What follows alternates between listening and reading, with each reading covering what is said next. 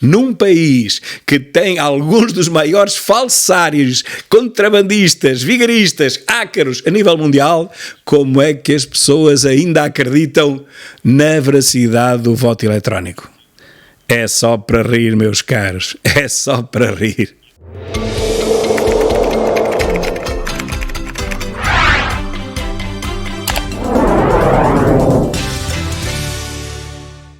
Meus caros, vivam!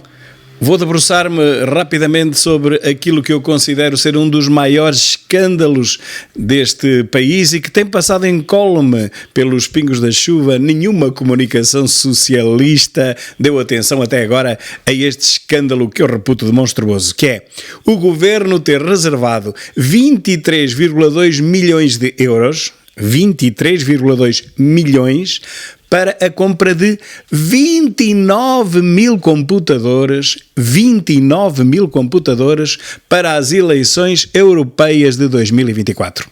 Do ano que vem. Com certeza que sabem que no dia 9 de junho, véspera do feriado, o dia de Portugal, das comunidades, o 10 de junho, do dia 9 de junho de 2024, será o dia das eleições europeias aqui em Portugal. E o governo prepara-se já para comprar 29 mil computadores, ouviram bem, para as mesas de voto. E, diz o governo, apenas para substituir os cadernos eleitorais em papel, meus caros. Bom, em primeiro lugar, os cadernos eleitorais em papel, sempre houve, custaram-nos zero, ou praticamente zero. Os computadores que só servem, diz o governo, nesta fase, para substituir os cadernos eleitorais, mais à frente veremos se servem para mais alguma coisa ou não, ou se poderão no futuro servir para mais alguma coisa. Estes mesmos computadores vão nos custar 23,2 mil milhões mais IVA, o que dá sensivelmente 28 milhões e meio. E isto, meus caros, é apenas para substituir cadernos eleitorais, cadernos em papel que nos ficavam de borla, como digo. Agora, é claro que há aqui algumas diferenças. Primeiro, os cadernos eleitorais em papel são muito difíceis de ser violados. Já vem assim, é aquilo e aquilo mesmo, não se pode alterar nada, não se pode acrescentar nada, não se pode rascar nada, não se pode lá meter gente que não tenha votado e que seja registada como tendo votado, percebem? Portanto, não é muito fácil para aldrabices os cadernos eleitorais físicos em papel. Vêm realmente em duplicado também. Há duas pessoas na mesma mesa a descarregarem os nomes e, portanto, as fraudes seriam praticamente impossíveis de fazer. Tinha que estar a mesa toda do mesmo partido e estarem todos coniventes com uma fraude geral, por exemplo, descarregarem nomes de pessoas que não apareceram no final do dia e o correspondente voto na urna. É muito difícil que isto aconteça quando há 5 pessoas e depois ainda há os delegados dos vários partidos. Portanto, isto é praticamente impossível hoje em dia de se fazer. Bom, mas um caderno digital, meus caros, um caderno num computador, bom, aí, meus caros, talvez se possa fazer mais coisas, não é? Talvez se possam descarregar mais coisas, talvez seja mais fácil de se fazer umas brincadeiras. O operador tem o ecrã virado para si e para mais ninguém. Não está ao alcance de ninguém aquela informação. Ele fará o que entender e que possa fazer. Mas pode, há quem diga, mas já há também 2 computadores. 2? Se calhar tinha que haver muitos mais, porque reparem, 29 mil computadores a dividir por 3.092 freguesias, que é as que existem, vai dar uma média de 9,4 computadores por freguesia. Bom, meus caros, se há freguesias que talvez em Lisboa poderão ter 9 mesas de voto, bom, nas grandes cidades, está bem, mas a verdade é que a esmagadora maioria das freguesias terá uma mesa de voto, no máximo 2 mesas de voto. Então, no interior, bom, aí não há dúvida, a esmagadora maioria das freguesias terá uma mesa de voto. Talvez 2, uma de vez em quando, talvez 2. Tirando as capitais de concelho, todas as pequenas freguesias não vencem mais do que uma mesa de voto sequer. O que quer dizer que vão sobrar muitos computadores. 29 mil computadores, quando só há 3.092 freguesias. Bem, vão sobrar mais de metade, eu tenho a certeza absoluta. Agora, eu pergunto, para que é que se comprou tanto computador? E como é que é possível que se tenham gasto 28 milhões e meio a comprar computadores só para aquilo? E quando nunca foram precisos os computadores para coisa nenhuma, todas as eleições se realizaram com cadernos eleitorais em papel e a resposta foi sempre tão rápida que, passado uma hora e pouco, já nós sabemos o resultado das eleições, já temos acesso aos dados praticamente finais. Portanto, não há nenhum motivo plausível, inteligente, para se gastarem 28 milhões e meio de euros em computadores, se o objetivo é apenas o de substituir o sistema que já provou ao longo de quase 50 anos que funciona perfeitissimamente. Então é capaz de não ter sido esse o verdadeiro objetivo, meus caros. É capaz de não ter sido esta apenas a única intenção. Pois se o sistema que nós temos funciona a 100%, para que gastar quase 30 milhões de euros a tentar melhorá-lo? Melhorar o que está bem? E por outro lado, pensemos também naqueles desgraçados que morreram à porta dos hospitais por não terem socorro, por não haver médicos, por não haver ninguém que lhes tenha acudido. Porque neste país, meus caros, a cada mês que passa nós estamos pior. E pior porque não há dinheiro para nada. Não há dinheiro para equipar as escolas, não há dinheiro para equipar as repartições públicas, da função pública, lâmpadas fundem, por exemplo, e ficam fundidas durante meses antes que sejam substituídas, porque não há verba, ou mesmo que haja, o processo burocrático é tão lento que para se mudar uma simples lâmpada, mandar reparar um carro, é preciso fazer requerimentos à tutela. E depois, os orçamentos para os diversos organismos do Estado sofrem todos cativações, como sabem. E mesmo que não sofressem, não havia dinheiro que chegasse. E, portanto, num país que não tem dinheiro para as funções mais básicas do Estado, como sendo a justiça, que continua com uma rede informática completamente obsoleta, com cabos pelo chão, pelo ar, o aquecimento, radiadores, os cabos elétricos no chão. A justiça, os tribunais estão a cair de podres, chove lá dentro, uma rede elétrica que qualquer dia há aí um incêndio grave, porque é tudo cabos, fios em cima uns dos outros, de qualquer maneira é feitio, tudo com extensões elétricas umas ligadas às outras, inacreditável. E tudo isto, como sabemos, a sobrecarregar circuitos elétricos já de si antiquíssimos, que partem de quadros elétricos ainda mais antigos. Bem, um verdadeiro horror. Ainda só não houve uma verdadeira desgraça nos tribunais portugueses, pelo menos estes aqui do interior, por um milagre. Porque chove lá dentro como na rua em alguns deles e chove em cima das extensões. É brutal. E vamos para as escolas, que não recebem computadores desde 2005, 2006. Agora foram dados computadores que valem 150 euros aos professores e a alunos. Bem, alguns já os venderam-nos logo, alguns desses alunos problemáticos. E nós que estamos a usar esses computadores, porque as escolas, todo aquele parque informático é tudo para o lixo. Os routers da internet não funcionam. Temos salas de aula que durante o ano inteiro não chega lá nada de net. Rigorosamente nada. Os alunos têm que mudar de sala quando é necessário apresentar um conteúdo da net. Uma verdadeira vergonha. O ensino em Portugal, não há dinheiro para nada. As escolas estão como os tribunais a cair de podres. Mas vamos para os hospitais, ainda é pior. A rede informática dos hospitais está completamente desatualizada.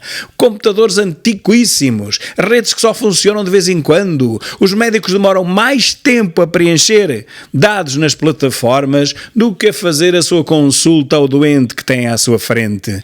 É inacreditável. São 3 minutos para a consulta e 10 ou 15 para o preenchimento da plataforma que não arranca, que não anda. Uma autêntica vergonha digna do terceiro mundo. E então, um governo que não investe nada na justiça, que não investe nas escolas, no ensino, que não investe na saúde, em redes informáticas, em lado nenhum, vai agora gastar 28 milhões e meio para substituir os cadernos eleitorais em papel por computadores. Meus caros, mas querem fazer de nós estúpidos todos os dias? Mas é claro que ou os portugueses são completamente mentecaptos ou este governo faz deles mentecaptos. E eu aposto, obviamente, na segunda hipótese. Como é que este governo, como é que este jornalismo não pergunta a este governo como é que tem a coragem de gastar 28 milhões e meio em computadores que não há nas escolas, que não há nos tribunais, que não há nos hospitais? Computadores que vão ficar ali 4 anos parados e é só para substituir papel, os velhos cadernos eleitorais que provaram funcionar muitíssimo bem. Então, mas este governo só gasta dinheiro a melhorar o que já funciona bem, o pouco que neste país ainda funciona bem. Só isso é que vai ser melhorado, quando tudo o que está mal, tudo o que é medíocre, tudo o que é péssimo, continua cada vez pior, cada vez mais medíocre e cada vez mais péssimo. Mas o governo pensa que os portugueses são todos estúpidos. Não são, meus caros. Há portugueses que não são assim tão estúpidos. Posso garantir-vos. Há portugueses que percebem que por trás desta jogada estará outra e que a seguir vamos perceber exatamente para que é que vão servir estes computadores. Talvez não sirvam já numa primeira fase para não dar nas vistas, para isto que eu vou dizer, mas com certeza que a seguir servirão. Servirão para o voto eletrónico, meus caros. Servirão para receberem o voto em mobilidade, o voto eletrónico. Mas é preciso chamar a atenção que estes computadores são manuseados por técnicos. E é preciso saber quem paga a esses técnicos. E eu explico-vos, é o governo, não é a oposição. É preciso perceber como é que eles vão trabalhar para receber o voto eletrónico em mobilidade. E eu explico-vos, quem paga tudo isso é o governo, não é a oposição. E, portanto, basta somarem 2 mais 2, que de certeza não vai dar 74, vai dar 4. E destes computadores, eles têm com certeza absoluta um outro objetivo, muito diferente da mera substituição do papel dos cadernos eleitorais. Já todos percebemos para que é que eles vão servir. Temos que estar alerta. Eu sou um daqueles que tenho pugnado desde sempre por chamar a atenção dos meus visualizadores, dos meus leitores, para a desgraça que têm sido as eleições digitais para esse mundo fora. Eleições em que ninguém controla nada, não há nenhuma possibilidade de controlar os resultados que aparecem nos ecrãs dos computadores. Não há nenhuma. Ninguém lá consegue entrar, ninguém consegue verificar, ninguém consegue contar votos, se o António, Maria, se o Joaquim votou no PSD ou se votou realmente no PS, ou se o voto apareceu no Bloco da Canhota. Não apareceu sequer, provavelmente, ninguém consegue comprovar isto. Não há papel, não há testemunhos. Ora, este método da eleição por papel é um método que pode ser realmente também adulterado, não há dúvida, e muitos têm sido os truques, mas atenção, as adulterações no papel não são de molde a modificar um resultado eleitoral. Pode haver uma assembleia de voto, enfim, uma trafolhice, faz uns riscos nos boletins de voto, anula 2 ou 3, também não vai anular mais porque parece mal. Pode haver um outro artista que faça outro truque qualquer, põe um boletim de voto em cima do monte errado e com isso mete mais alguns votos num partido e tira a outros, mas também não é por aí que se vão ganhar as eleições a nível nacional. Portanto, vamos lá ver, a fraude sempre foi possível de se fazer, sempre se fez até, e eu tenho conhecimento disso. Agora, uma fraude pequena, uma coisa mínima. Com este sistema informático geral, o sistema fará o que entender. Os algoritmos distribuirão os votos entrados por onde entenderem. Mais, os algoritmos podem até fabricar votos.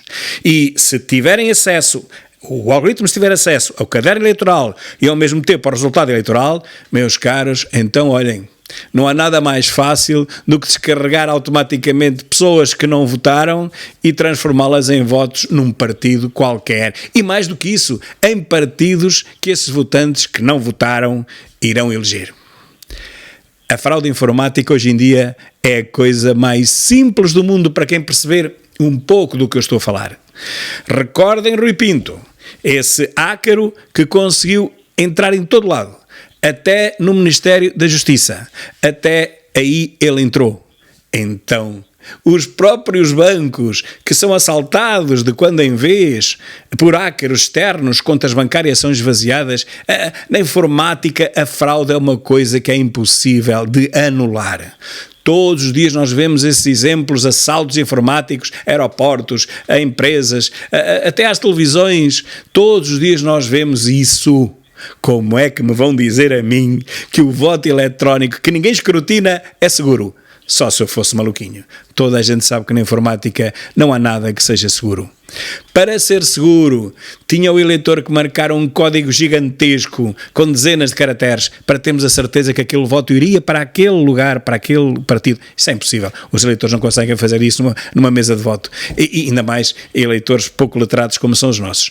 Portanto, o eleitor vai se limitar a clicar num partido e nunca, nenhum de nós saberá, nem eu, nem quem me está a ouvir, se aquele voto foi realmente descarregado no partido que o eleitor decidiu votar. Portanto, meus caros, preparemos-nos para a maior chapelada de sempre.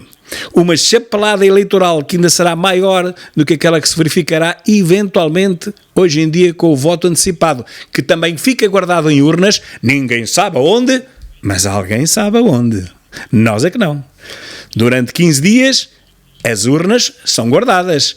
Nós não sabemos onde, mas alguém sabe aonde, aqueles que aguardam. Entenderam o que eu vos quis transmitir? Então pensem bem nisto, porque se prepara para as próximas eleições europeias um teste à maior chapelada eleitoral da história. E se der resultado, então preparem-se, porque depois a seguir, nas eleições antecipadas legislativas, vai acontecer pior. Ou seja, com o voto digital, o resultado eleitoral já está conseguido ainda antes das eleições, meus caros. É uma fraude, é inacreditável como é que ninguém se preocupa com isto. Num país que tem alguns dos maiores falsários, contrabandistas, vigaristas, ácaros a nível mundial, como é que as pessoas ainda acreditam na veracidade do voto eletrónico? É só para rir, meus caros, é só para rir. Deixo-vos com esta, pensem nisto e olhem, até à próxima. Muito obrigado.